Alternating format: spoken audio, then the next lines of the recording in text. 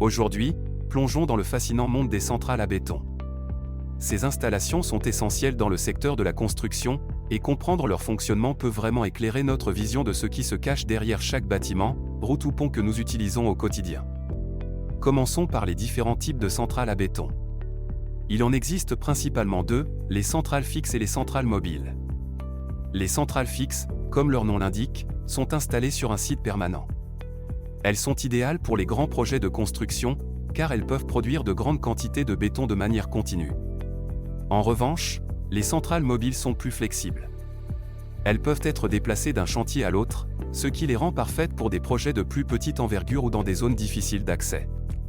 Passons maintenant aux composants d'une centrale à béton. Chaque centrale est équipée de plusieurs éléments clés, les silos pour stocker les matériaux, comme le ciment et les granulats, les trémies pour le dosage, et les mélangeurs qui sont le cœur de la production. Ces mélangeurs garantissent que tous les ingrédients sont parfaitement combinés pour obtenir un béton de qualité. La précision est cruciale, car même une petite variation dans les proportions peut affecter les propriétés du béton. Le processus de production commence par le dosage des matériaux. Chaque centrale utilise des systèmes automatisés pour peser avec précision le ciment, l'eau et les granulats. Une fois les matériaux dosés, ils sont acheminés vers le mélangeur. C'est là que la magie opère. Le mélangeur tourne à grande vitesse, créant une pâte homogène. Ce processus ne prend que quelques minutes, mais il est essentiel pour garantir la qualité du produit final. Le contrôle de qualité est une étape incontournable. Avant que le béton ne soit livré, des échantillons sont prélevés et testés. On vérifie la résistance, la consistance et d'autres propriétés essentielles. Ces tests garantissent que le béton répond aux normes de sécurité et de durabilité.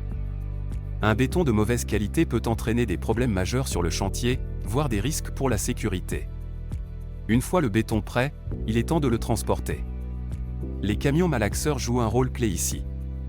Ils sont conçus pour garder le béton en mouvement, évitant ainsi qu'il ne durcisse avant d'atteindre le chantier. La rapidité et l'efficacité du transport sont cruciales, surtout pour les projets où le temps est compté. Les applications du béton sont vastes. Que ce soit pour des fondations, des routes, des ponts ou des structures architecturales, le béton est omniprésent. Ses avantages sont nombreux, il est durable, résistant aux intempéries et peut être moulé dans presque n'importe quelle forme.